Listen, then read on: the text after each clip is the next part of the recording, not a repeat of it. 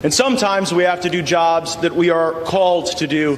And so, my colleagues, I rise to nominate the most talented, hardest working member of the Republican conference who just gave a speech with more vision than we have ever heard from the alternative. I'm nominating Jim Jordan.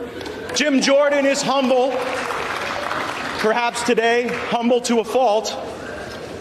Maybe the right person for the job of Speaker of the House isn't someone who wants it so bad. Maybe the right person for the job of Speaker of the House isn't someone who has sold shares of themselves for more than a decade to get it. Maybe Jim Jordan is the right person for Speaker of the House because he is not beholden to the lobbyists and special interests who have corrupted this place and corrupted this nation under the leadership of both Republicans and Democrats.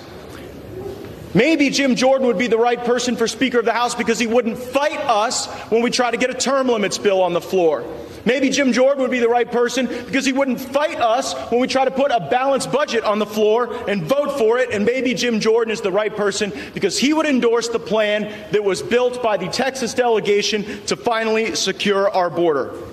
Mr. Jordan said in his nomination that there are certain bills that we have to pass to fix the problem. The challenge is the alternative has been someone voting for the very bills that have caused these problems. Mr. Jordan says that we cannot accept legislation like the omnibus, and I fully agree. And if Jim Jordan were Speaker of the House, if he were the leader of the Republican team, we wouldn't have that circumstance choking the economy of our country, increasing inflation, and diminishing the prospects of a better life for our fellow Americans. And finally, Mr. Jordan said we must engage in rigorous oversight. Every one of my Republican colleagues knows that the person who can lead that oversight effort, who works on it every day, who has the skill and the talent and the will, is Jim Jordan. I'm nominating him, and I'm voting for him.